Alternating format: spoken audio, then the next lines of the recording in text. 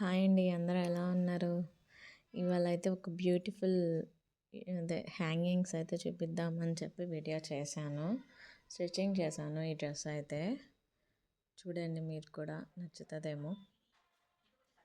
దీనికి వచ్చేసేసి అయితే క్లాత్ 2 కలర్స్ తీసుకున్నాను కాంబినేషను. అంటే ఫ్లవర్ షేప్ కదా బాగా కనిపిస్తుంది అని చెప్పి 4 సైడ్స్ వచ్చేసి 3.5 తీసుకున్నాను నేను. 4 సైడ్స్ ఈక్వల్గా తీసుకున్నాను.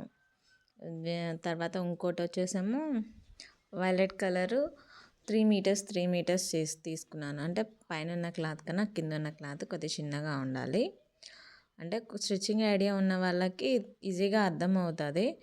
అంటే కొత్తగా నేర్చుకునే వాళ్ళకి క్లారిటీ కోసం అని చెప్పి చెప్తున్నాను. ఇప్పుడు వీటిని ఏంటంటే మనము ట్రయాంగిల్ షేప్ ఉంటుంది కదా, అలాగా ఫోల్డ్ చేసేసేసి దీన్ని కూడా ట్రయాంగిల్ షేప్ ఫోల్డ్ చేయాలి. ప్లస్ ట్రయాంగిల్ షేప్లో ఫోల్డ్ చేసిన దాన్ని అలా ఫోల్డ్ చేశారు కదా, ఈ కార్నరు ఆ కార్నరు తీసుకొని మళ్ళీ ఫోల్డ్ చేయాలి. చూడండి అలాగా మనకి వస్తుంది, ఆ షేప్ వస్తుంది.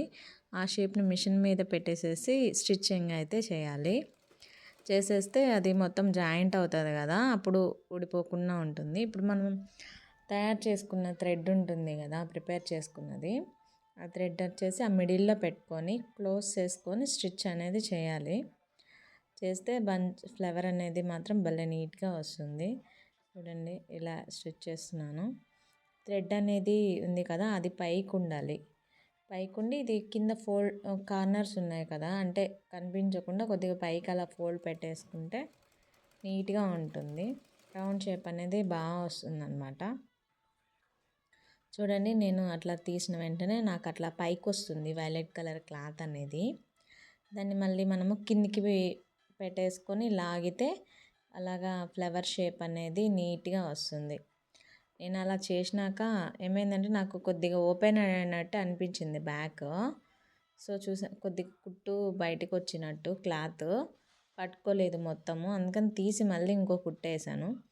ఇది కట్ చేయొచ్చు, బట్ నేను ఎందుకు చూపిస్తున్నానంటే ఒకవేళ మీకు కూడా అలాంటి ప్రాబ్లం వస్తే మళ్ళీ దాన్ని ఎలా సాల్వ్ చేసుకోవాలో తెలియాలి కాబట్టి అది మొత్తం తీసాను అది వీడియో.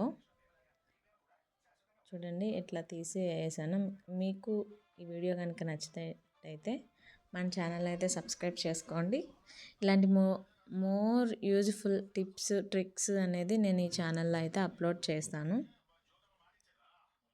చూడండి ఎలా వచ్చిందో బంచ్ అనేది, బాగుంది కదా, సింపుల్గా ఉంది. అలానే మళ్ళీ రెగ్యులర్గా అదే హ్యాంగింగ్